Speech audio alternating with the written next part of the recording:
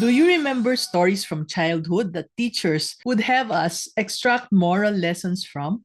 Have you ever felt inspired by famous people whose personal stories have touched you in some way?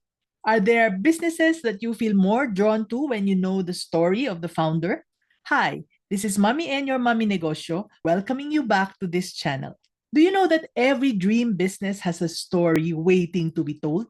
Whenever I visit the National Bookstore, for example, I'd remember the face of its founder, Nanay Coring, and the story of how she sold books in a kariton. And when I go inside the Jollibee store, especially when I am abroad, I could not help but marvel at how it has grown into such an impressive company from its humble beginnings as a store in Cubao run by a family from faraway Davao. And because I'm from Mindanao, I patronize them over all other fast food stores. And somehow, I feel a kinship with them, knowing even that the founder, Tony Tan Caktiong, was a classmate of my college roommate. Wow! Do you see how stories can connect businesses to customers in an intimate way? Yes, I'm sure you too have your own stories about you and your business that deserves to be told so that others would appreciate your products or services even more. But how do you weave your unique narrative into a brand that resonates, connects, and inspires your target market? So, in this video, let's unlock the secrets of storytelling mastery. Let's learn to craft words that paint a picture, build trust, and ignite the flames of loyalty in your customers' hearts. Are you ready for the concepts I'll introduce? Be sure to take notes, okay? Because this is heavy stuff. Game? Game. There are two parts to this, and this is part one, the hero's journey. So start by talking about your life as the founder of your business, from your humble beginnings to the challenges that you encountered, to the success that you now enjoy, and the dream you are moving toward. Under part one, let's break it down even more as follows. Number one is the spark. Begin your story with the skills you had that allowed you to start.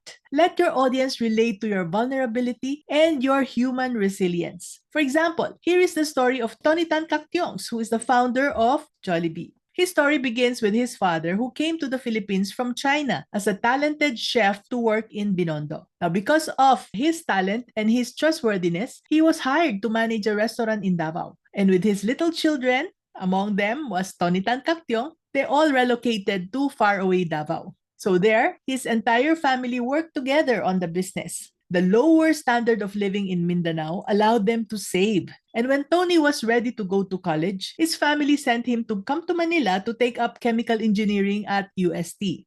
With his exposure to running a restaurant and the money that his family had saved, Tony, who was still a student, saw the opportunity to be a franchisee for two ice cream houses of Magnolia. So his family moved back to Manila to run those two ice cream houses. And later, aside from ice cream, they saw the demand for burgers and fries. And the ice cream house expanded its menu, and because the burgers and fries were eventually selling more, they dropped the ice cream from the menu and just focused on selling burgers and fries. His Magnolia stores were rebranded as Jollibee, where Jolly means happy and B represents being hardworking.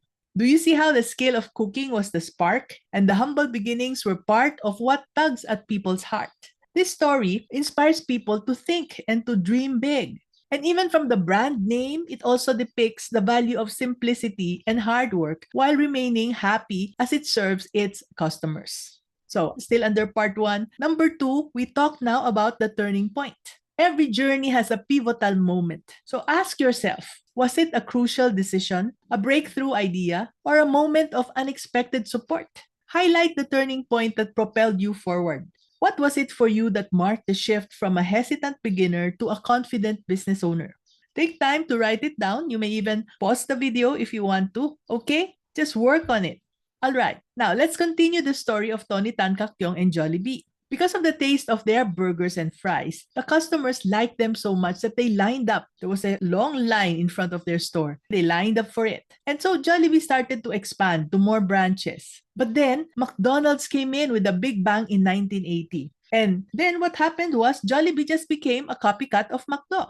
And this uncertainty was really the lowest point of their lives. For the Tan Caktiongs, suddenly business was not good anymore. But then, because Tony has always been a humble and soft-spoken man, he was always ready to learn from experts and consultants. It could have been luck or divine providence, but Tony started to meet the right teachers who helped him fix his operations and processes so that he could be at par with his competitors. He also found consultants who helped differentiate Jollibee from the others as the home of Filipino comfort food. This is why even abroad now, our hamburgers are served everywhere, right? Especially in Europe and in the US. OFWs now still bring their families and the people they work with or the people they work for even to Jollibee for that distinct flavor that tastes like home. Just remember, domestic helpers in Hong Kong would bring their alagas, foreigners, maybe Chinese, maybe Hong Kong citizens, or maybe even expats. They would bring them to Jollibee, and these kids grow up with the taste of Filipino, the distinct flavor that tastes like home. Let's now go to number 3. Still under part 1, the transformation.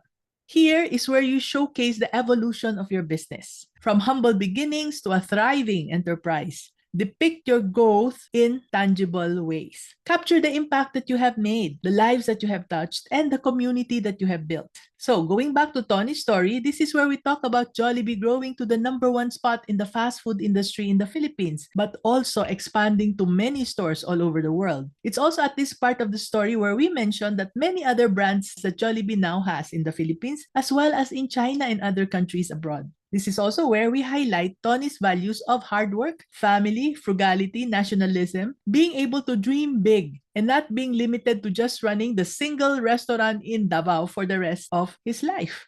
So finally, to end Jollibee's story and Tony's story, we go to number 4. Still in part 1, the call to action.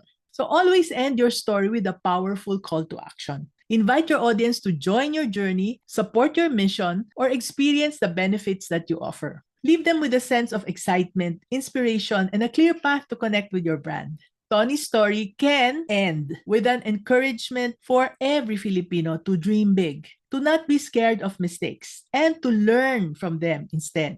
His story inspires all of us to be proud that we can all be like him. We can all be Filipinos who can compete with the giants like McDonald's from the West and the Chinese even in China. That we should not be scared to venture out and compete with other giants even in their own territories. So personally, when I see a store owned by Jollibee or one of its other brands abroad, in my heart, I feel proud to be a Filipino. And I sometimes even want to shout out and say, Amin yan. Okay, I hope you share that sentiment as well. Now let's go to part 2. Beyond the basics. Unleash the magic of authentic storytelling. Storytelling is basic, but let's go beyond that.